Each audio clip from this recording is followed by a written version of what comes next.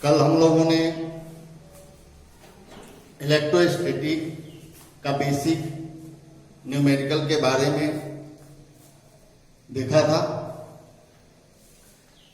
आज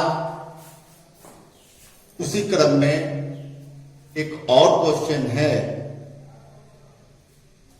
200 ml आयतन वाले एक कप पानी में कितना धनात्मक या ऋणात्मक आवेश होगा। प्रश्न को फिर से देखिए। 200 मिलीलीटर आयतन वाले एक कप पानी में कितना धनात्मक या ऋणात्मक आवेश होगा। ओके, क्वेश्चन को बार बार पढ़ना है, समझना है कि क्या पूछा गया है। धनात्मक या ऋणात्मक आवेश। सबसे पहले धनात्मक या ऋणात्मक आवेश का तात्पर्य कहां से आया, तो हमें इलेक्ट्रॉन ज्ञात करनी है कि 200 मिलीलीटर का एक कप है, कोई बर्तन है, उसमें पानी भरा गया है, यानी कि पानी की मात्रा कितनी हुई, तो 200 ml। उस 200 ml पानी में सबसे पहले हम क्या ज्ञात करेंगे, इलेक्ट्रॉनों की संख्या। यदि हम इलेक्ट्रॉन की संख्या ज्ञात कर लेते हैं तो हमारे पास आवेश ज्ञात करने की तरीका Q बराबर Ne है। आइए इसे सॉल्व करते हैं। सॉल्यूशन है कि 200 मिलीलीटर आयतन वाले एक कप पानी में कितना धनात्मक या ऋणात्मक आवेश है। तो सबसे पहले हम यहां लिखेंगे, चूंकि 200 मिलीलीटर आयतन वाले कप में पानी की मात्रा बराबर 200 ग्राम पानी। चूंकि पानी का घनत्व 1 ग्राम प्रति सेंटीमीटर क्यूब होता है, इसलिए 200 मिलीलीटर बराबर 200 ग्राम। ठीक है, ओके। अब देखिए यहां, अब हमें यह ज्ञात करनी है कि पानी का द्रव्यमान हम लोगों ने ले लिया 200 ग्राम, अतः पानी का अणुभार देखेंगे, लिखेंगे पानी का अणुभार। चूंकि पानी का अणुभार बराबर, अणुभार निकालने आता है, देखिए एक बार, 18 ग्राम। पानी का अणुभार कितना होता है, 18 ग्राम। H2O से अणुभार ज्ञात कर सकते हैं। यहां लिखेंगे चूंकि 18 ग्राम पानी में अणुओं की संख्या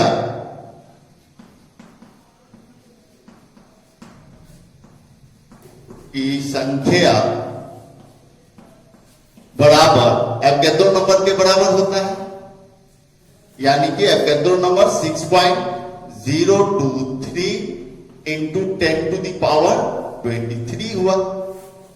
इसलिए 1 ग्राम पानी में अणुओं की संख्या 0.23 इंटू 10 टू द पावर 23/18। अब हमारे पास पानी कितना है, 200 ग्राम, इसलिए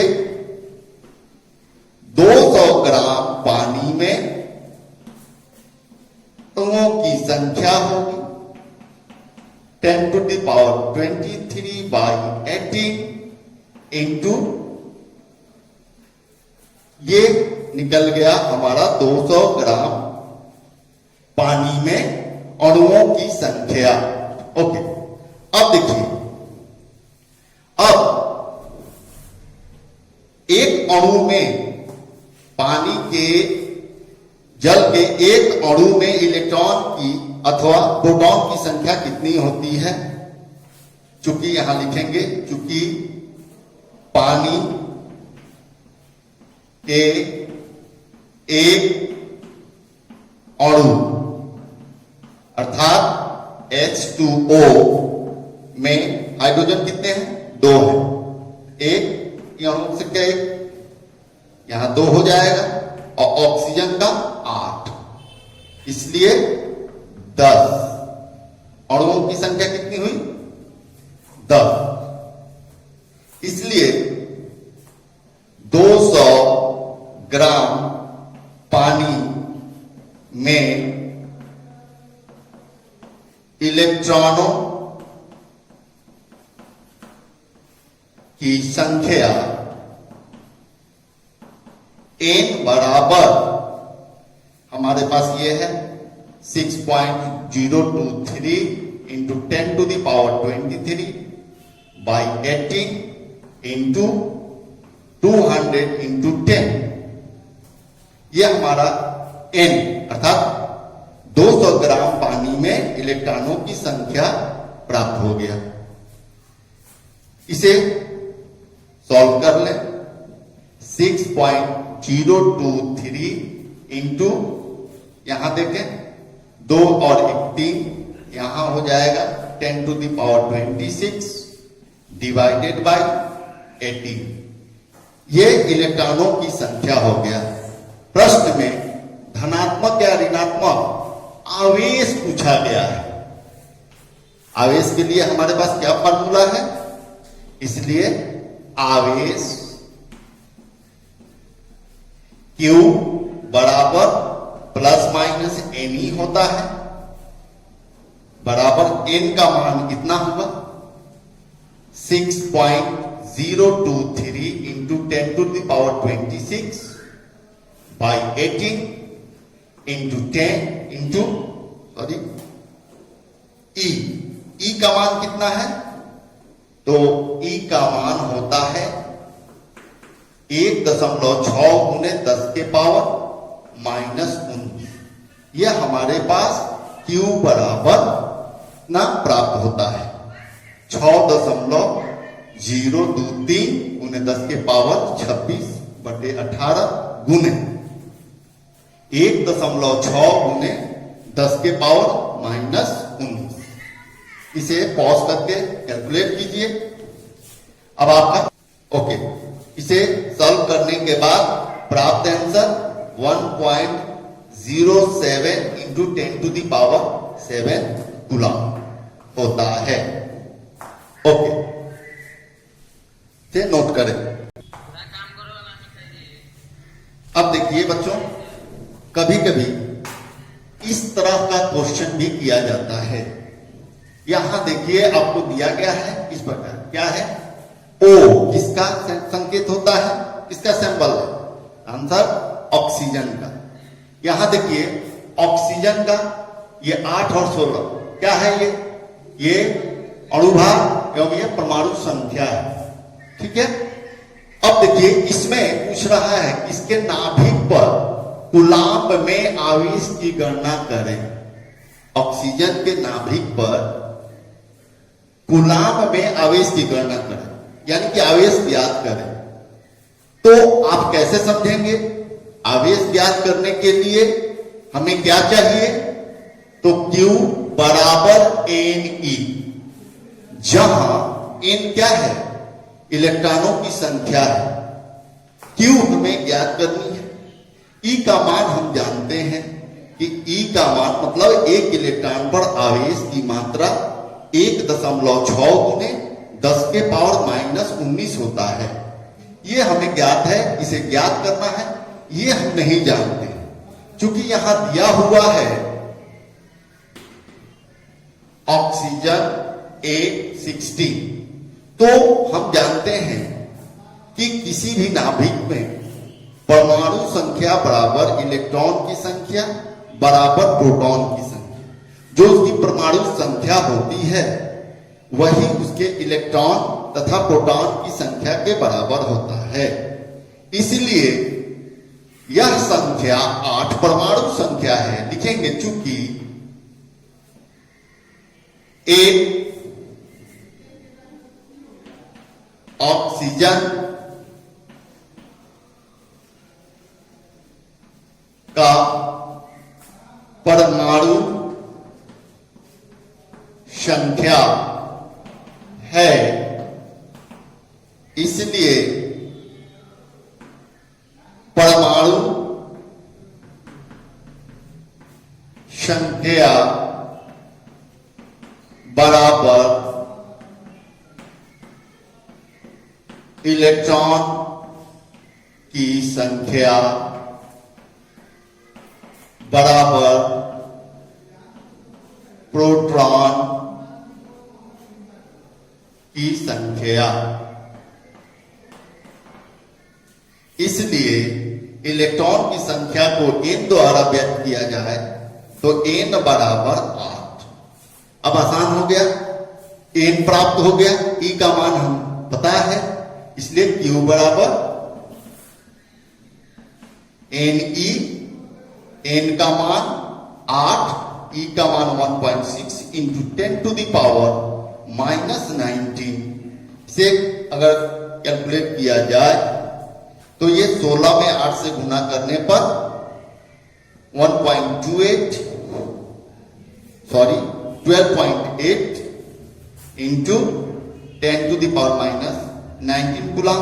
चूंकि सार्थक अंक के अनुसार दशमलव का स्थान सदैव ही यदि पावर हो तो दशमलव का स्थान 10 से छोटा होना चाहिए। इसलिए यदि हम एक अंक इसे हटा देते हैं, रिप्लेस करते हैं बाएं तरफ, तो इसमें से एक अंक की कमी हो जाएगी, अर्थात ये 18 कूलम। आंसर हो गया है आपका। ओके, अब बच्चों कूलॉम नियम पर आधारित आंकिक प्रश्न, numerical on the basis of Coulomb's law. Coulomb's law किन्हीं दो बिंदुवत आवेशों के बीच आकर्षण अथवा प्रतिकर्षण बल को व्यक्त करता है। जैसे एक बार हम रिपीट करते हैं, यदि दो बिंदुवत आवेश जिस पर आवेश की मात्रा Q1 और Q2 है, एक दूसरे से r दूरी पर स्थित हो, तो ये दोनों बल या तो एक दूसरे को रिपेल यानी कि प्रतिकर्षित करेंगे अथवा एक दूसरे को अट्रैक्ट करेंगे यानी कि आकर्षित करेंगे। ये बात किस पे डिपेंड करता है? अगर ये दोनों पॉजिटिव हैं, लाइक चार्जेस हैं, तो ये रिपेल करेंगे। यदि दोनों माइनस हैं तो भी लाइक चार्जेस हुए, समान आवेश हुआ दोनों पर, इसलिए ये दोनों एक दूसरे को प्रतिकर्षित करेंगे, रिपेल करेंगे। लेकिन अगर एक पॉजिटिव और एक निगेटिव है तो ये दोनों एक दूसरे को आकर्षित करेंगे। बल का व्यंजक दोनों स्थितियों में वही होता है, F बराबर K constant Q1 Q2 by R square, जहां K एक नियतांक है 1/4 पाई एप्सिलॉन नॉट और जिसका मान होता है 9 into 10 to the power 9 newton metre square पर कूलॉम स्क्वायर।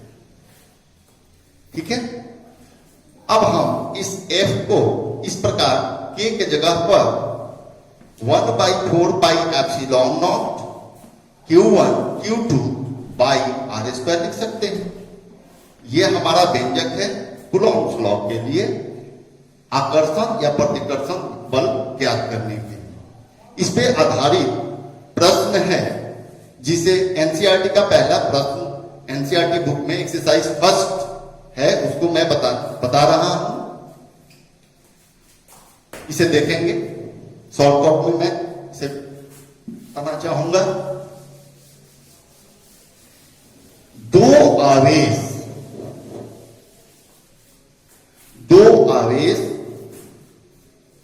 Q1 2 गुने 10 के पावर -7 कूलम तथा एक दूसरा आवेश 3 गुने 10 के पावर -7 कूलम वायु में एक दूसरे से 30 सेंटीमीटर की दूरी पर स्थित है।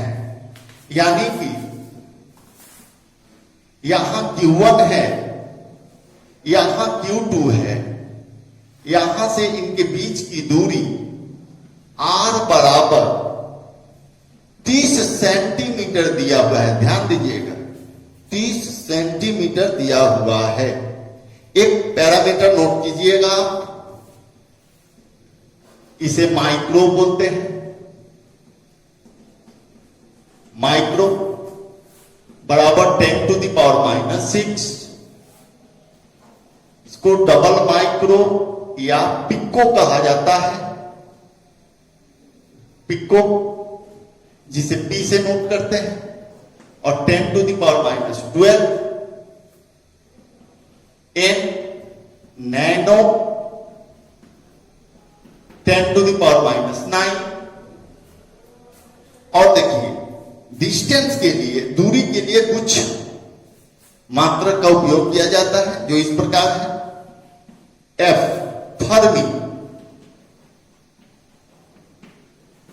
फर्मी बराबर 10⁻⁻15 मीटर। इसके बाद एंगस्ट्रॉम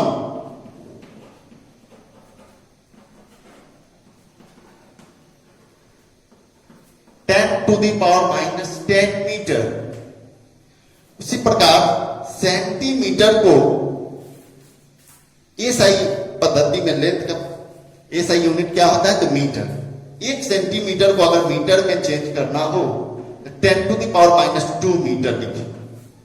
अगर मिलीमीटर आ जाए डिस्टेंस के लिए तो 10⁻⁻3 मीटर लिखिए। ठीक है, यहां देखिए Q1 बराबर दिया हुआ है 2 गुने 10 के पावर -7 कूलम। Q2 बराबर दिया हुआ है 3 गुने 10 के पावर -7 कूलम तथा R बराबर दिया हुआ है 30 सेंटीमीटर। चूंकि कूलम आवेश का एसआई मात्रक है, ये दोनों राशियां एसआई पद्धति में है, तो ये तीसरी राशि भी एसआई पद्धति में ही होनी चाहिए। इस प्रकार R का मान हमें मीटर में बदलना है, इसलिए 1 सेंटीमीटर बराबर यदि 10 के पावर -2 मीटर होता है तो हम इसे 30 गुने 10 के पावर -2 मीटर लिख सकते हैं। अब फॉर्मूला F बराबर 1/4πε0 इंटू Q1 Q2/R²। चूंकि प्रश्न में कहा है कि ये दोनों आवेश किस माध्यम में है, तो वायु माध्यम में। तो वायु माध्यम में एब्सोल्यूट परमिटिविटी, निरपेक्ष विद्युतशीलता εr वायु के लिए 1 होता है, पानी के लिए 80 होता है तथा किसी भी मेटल धातु के लिए अनंत होता है, इनफाइनाइट होता है। ठीक है, इसलिए इस प्रश्न में दोनों आवेश कहां स्थित है, तो वायु में। माध्यम कैसा है, तो वायु में स्थित है, निर्वात में नहीं है।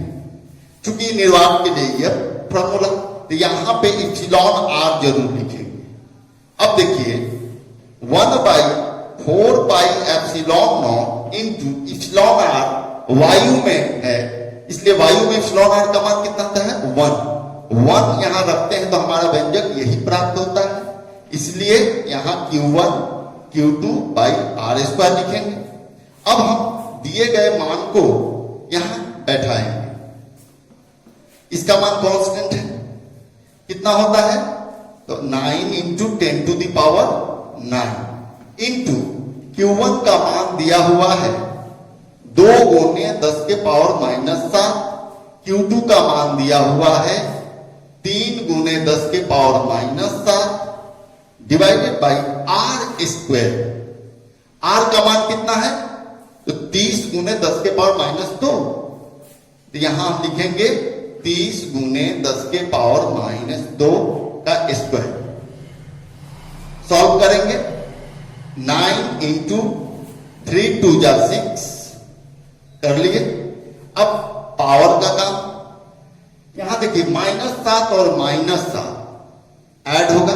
कल ही हमने बताया था कि गुना में अगर आधार बराबर हो तो गुना में घात जुटता है, पावर का ऐड होता है। यानी कि -7 -14 और उसमें +9 कर देंगे, क्योंकि ये भी 10 का ही घात है और गुना में है। तो 14 में से -14 में से 9 को माइनस करेंगे तो -5 आएगा। इसलिए हम लिखेंगे 10 के पावर -5। यहां देखिए बाबू ध्यान से, 30 का स्क्वायर करेंगे, कितना होगा? 900। ये हो गया 900 गुने 10 टू द पावर -2 का स्क्वायर करेंगे। तो याद रखिएगा बाबू, हमेशा अगर किसी भी पावर का अगर हम स्क्वायर करते हैं तो ये इसका डबल होता है, केवल डबल 2 गुना होता है। जैसे ये -4 हो गया। अगर तुम समझो कि ये 3 है और इसका स्क्वायर करेंगे, तो हम तो पढ़े हैं कि किसी भी क्वांटिटी, किसी भी राशि का अगर हम स्क्वायर करते हैं तो उतने के बराबर उतना गुना हो जाता है। यानी कि 3 3 जा 9। लेकिन नहीं, ये पावर का मतलब होता है गुना। ये देखिए, ये गुना की, और गुना में क्या होता है? पावर जुटता है।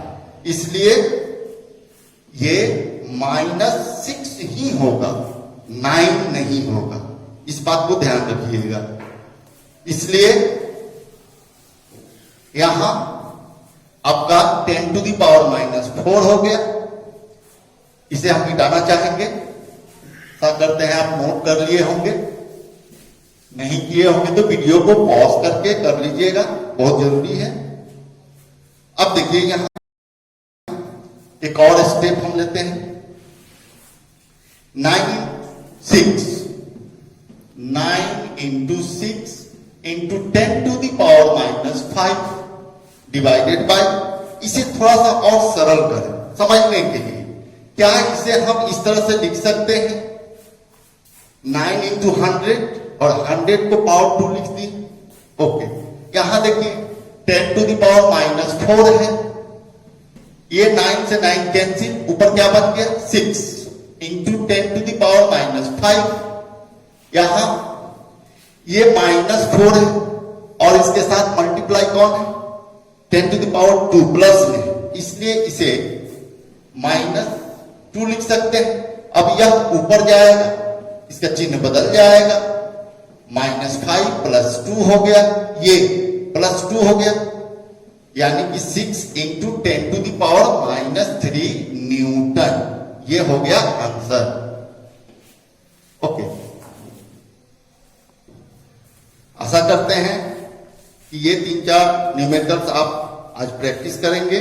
कल फिर कूलॉम्स लॉ और इलेक्ट्रिक फील्ड पर आधारित हम न्यूमेरिकल देखेंगे कल के वीडियो में। घर पे रहिए, सेफ रहिए और पढ़ाई को रोज रोज रिवीजन कीजिए प्रत्येक क्लास में। धन्यवाद।